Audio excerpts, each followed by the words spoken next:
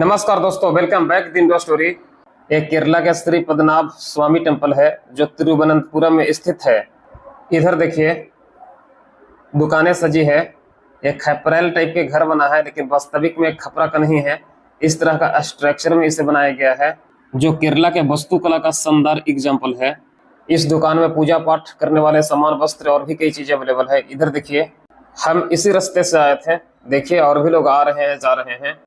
मंदिर में प्रवेश करने के लिए ड्रेस कोड लागू किया गया है। ये जो पुरुष लोग दिख रहे हैं, इसी प्रकार का धोती पुरुषों को पहनना होता है, क्योंकि इसी प्रकार का ड्रेस कोड है।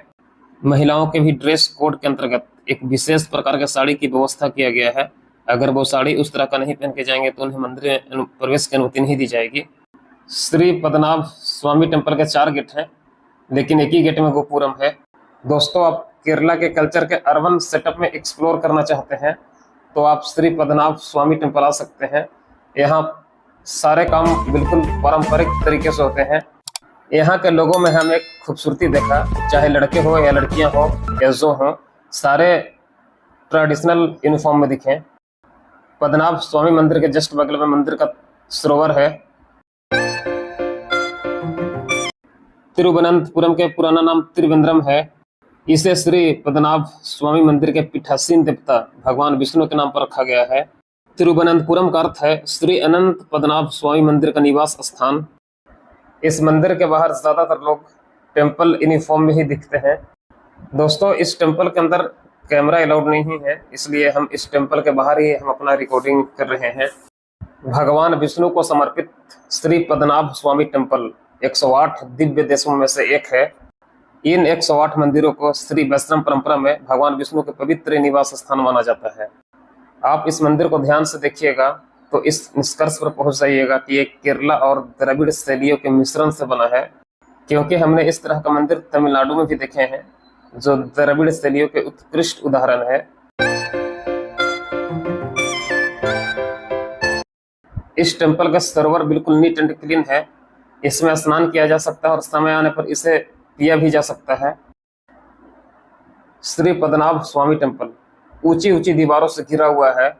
इसके गोपुरम का निर्माण 16वीं सदी में किया गया था। पद्मनाभ स्वामी यानी विष्णु भगवान त्रावणकोर राज परिवार का संरक्षक देवता भी माने जाते हैं। पद्मनाभ स्वामी टेम्पल के बाहर क्लॉक रूम अवेलेबल है। आप यहाँ सामान रख सकते हैं। आप यहाँ भाड़े पर धोती भी ले सकते हैं, और जब आप यहाँ से रिटर्न हो रहे हैं तो उस धोती को वापस भी किया जा सकता है। देखिए कितना क्रेज है इस टेम्पल के बाहर फोटो खिंचाने का। एक शानदार टूरिस्ट प्लेसेस। इस समय करीब 12 बज रहे हैं और यहाँ का जो पृथ्वी है, जो जमीन है, वो काफी तप गया है। कुछ लोगों के पैर में स्लीपर नहीं है, वो दौड़ रहे हैं। देखिए इनके पैर में स्लीपर नहीं है, दौड़ रहे हैं। इस मंदिर में भगवान विष्णु की मूर्ति स्थापित है, जिसे देखने के लिए लोग देश के साथ साथ विदेश से भी आते हैं। हम आपसे विनम्र निवेदन कर रहे हैं, मेरे चैनल को सब्सक्राइब करें, लाइक करें, शेयर करें और बेल आइकन दबाना ना भूलें। अगर हम इस मंदिर के गहराई में जाएं तो इसका इतिहास 8वीं शताब्दी से ही मिलता है।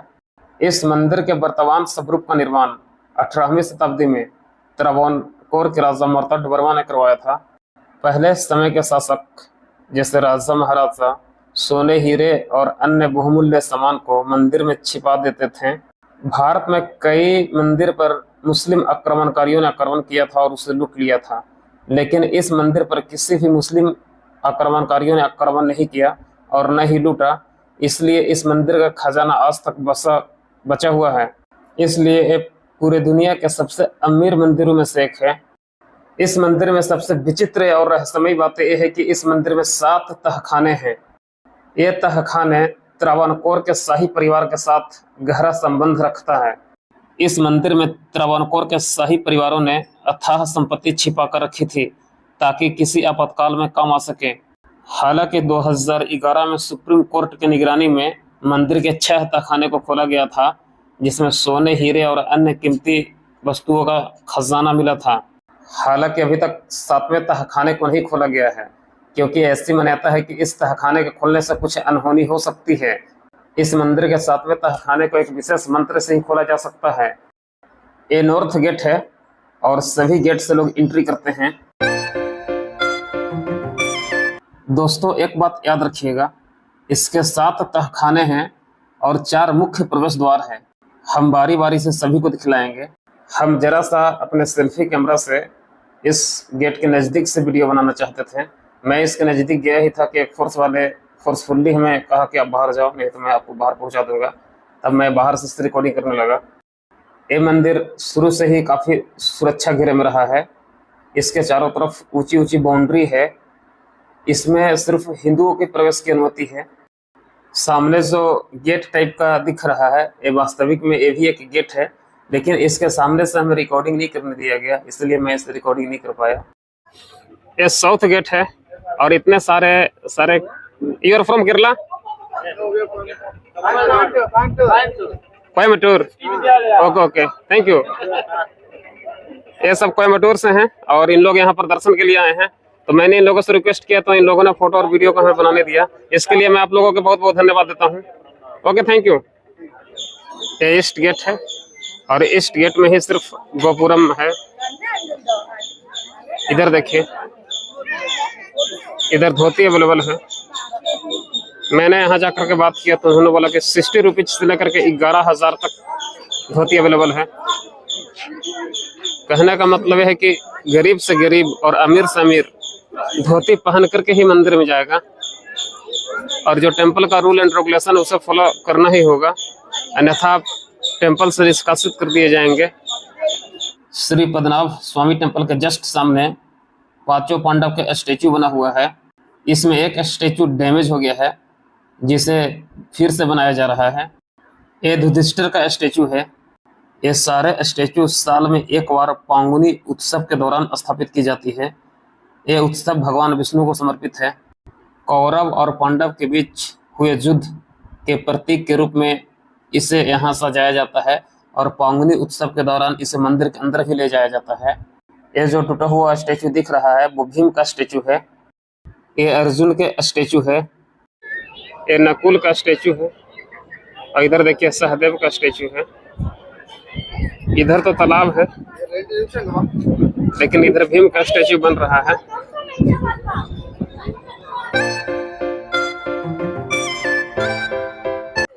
हेलो भैया, ये मोर का पंख कैसे दे रहे हैं?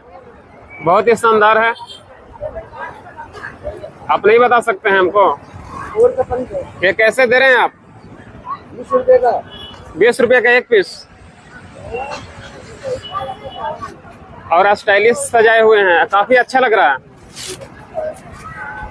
श्री पद्मा स्वामी टेम्पल के ब्लॉग बनाने के बाद अब हम केरला के मार्केट में आ गए हैं, जो वहां से कुछ 100 मीटर की दूरी पर है। ये सब देखिए, बिल्कुल बिहारी अंदाज में यहाँ सब कुछ बिक रहा है।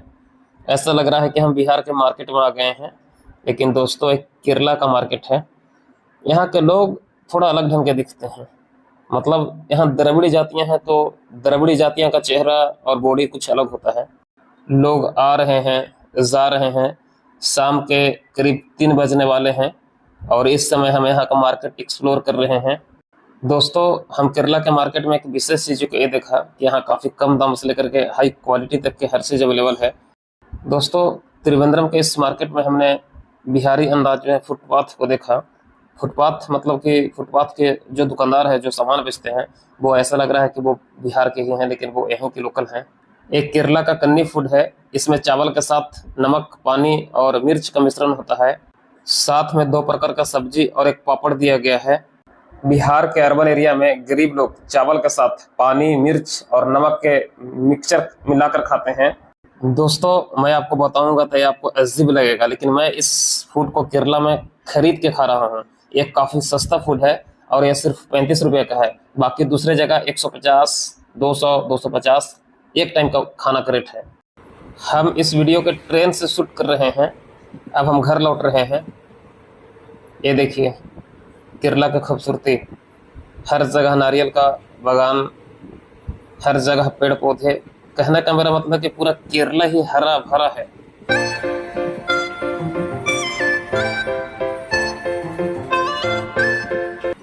ये केरला का अर्बन इलाका है।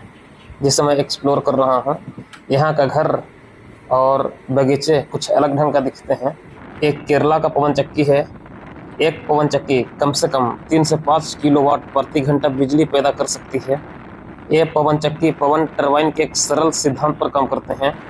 हवा टरबाइन के ब्लेड को घुमाती है, जो रोटर को घुमाता है, जो एक जनरेटर को घुमाता है, जिससे बिजली बनती है। पवन ऊर्जा को विद्युत ऊर्जा में बदलने के लिए रोटर को लगाया जाता है। दोस्तों, अब लास्ट में एक और विनम्र निवेदन है कि मेरे चैनल को सब्सक्राइब करें, लाइक करें, शेयर करें और बेल आइकन दबाना ना भूलें।